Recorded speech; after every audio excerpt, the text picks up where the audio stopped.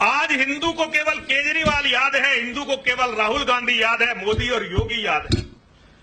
हिंदू को याद नहीं है तो चित्तौड़ का वो किला याद नहीं है जिस पर अलाउद्दीन खिलजी ने केवल ये जानकर अटैक किया था कि रानी पद्मिनी पूरी दुनिया की सबसे खूबसूरत स्त्री है और इस्लाम कहता है कि जहां इस्लाम का राज हो किसी को भी खूबसूरत स्त्री रखने का काफिर को अधिकार नहीं होता।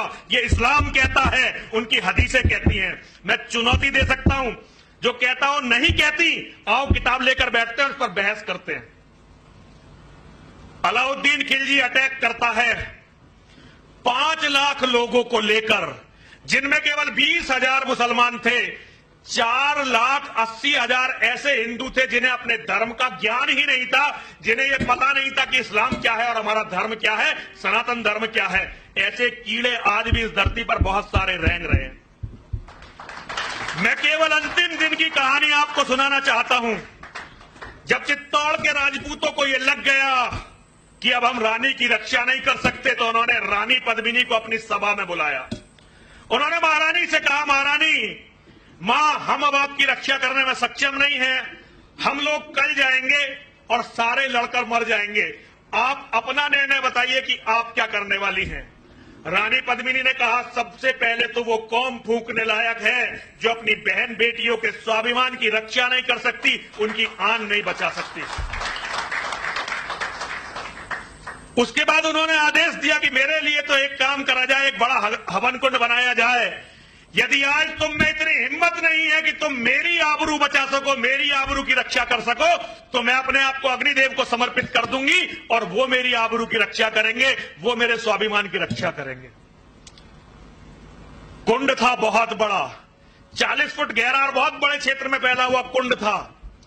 उस कुंड में एक बहुत बड़ा हवन कुंड, जिसे आप लोग चिता भी कहते हैं, अज्ञानी चिता कहते हैं, मैं उसे हवन कुंड कहता हूं, वो तैयार की गई।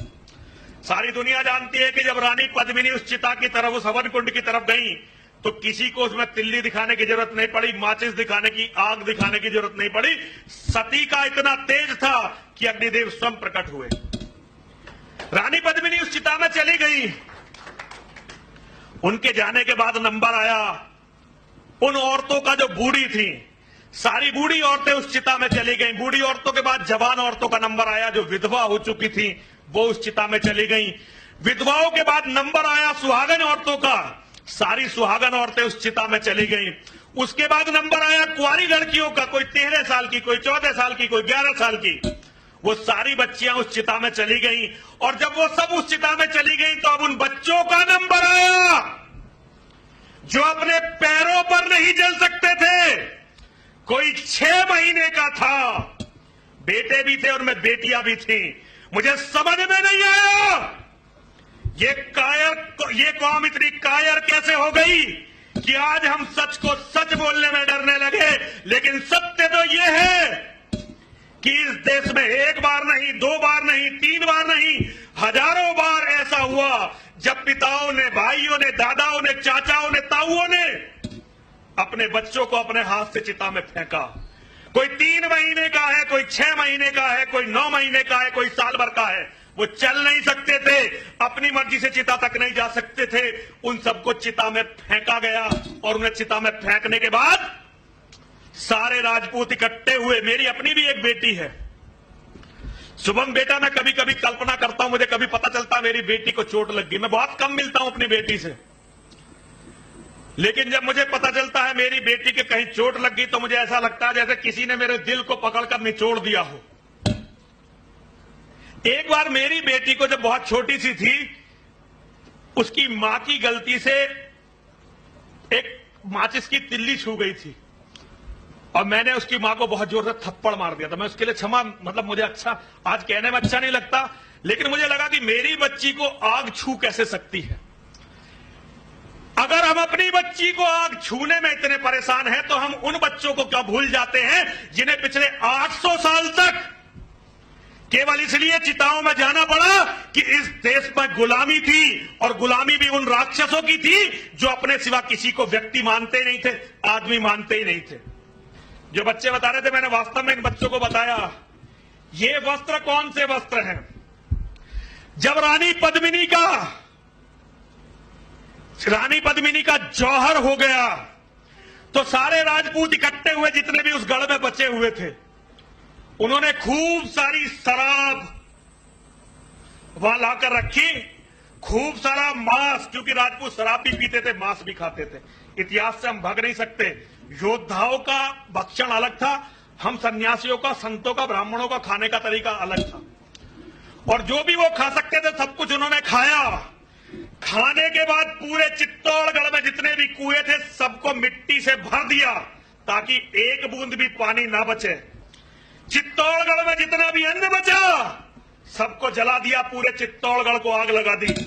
और उन्होंने फिर ये केसरिया कपड़े पहने, मेरा रंग दे बसंती चोला। और ये कपड़े पहनकर, क्योंकि ये आग्नेय वस्त्र होते हैं, वो लड़ाई के लिए निकले।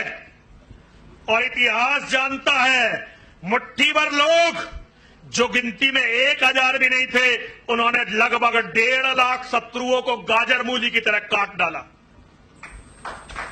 वो कब हुआ? वो तब हुआ जब 800 या 900 राजपूतों ने, क्षत्रियों ने, मेरे हिंदू वीरों ने, सनातन धर्म के मानने वालों ने यह तय कर लिया कि अब हमें जाना है और वापस नहीं आना है। तो अपनों से कम 100 गुना दुश्मनों को मारकर वो लोग स्वर्ग को चले गए। लड़ने वाले हर समाज में बहुत कम होते हैं, लेकिन हिंदू समाज में तो ये मिट गए हैं। हिंदू समाज राजनीति करता है, हिंदू समाज नेताओं की बहुत बात जय जयकार करता है, लेकिन हिंदू समाज अपने धर्म को आज देख नहीं रहा है। मेरे बच्चों, दुनिया में कुछ भी तुम्हारे धर्म से बड़ा नहीं हो सकता। जो लोग कहते हैं कि ये चीज धर्म से बड़ी, वो चीज धर्म से बड़ी, वो लोग केवल उन चीजों के दलाल हैं और उनके नाम पर अपना कुछ फायदा ढूंढना चाहते हैं। जिन लोगों ने धर्म को बड़ा माना, उनके आज 56 देश हैं। जिन्होंने अपने कुरान पर चले तो 56 देश हैं। ईसाइयों ने अपने धर्म को बड़ा माना, आज उनके 70 से ज्यादा देश हैं। और तुम लोगों ने क्या कहा? नहीं जी, राष्ट्र, देश, ये मिट्टी, कंकड़, पत्थर। मिट्टी, कंकड़ और पत्थर से देश नहीं बनता। देश केवल धर्म से बनता है। देश केवल अपने भाईचारे से, अपनी संस्कृति से बनता है। क्योंकि धर्म आत्मा होती है, और जिस मिट्टी में धर्म रहता है उसे उसका शरीर कहते हैं।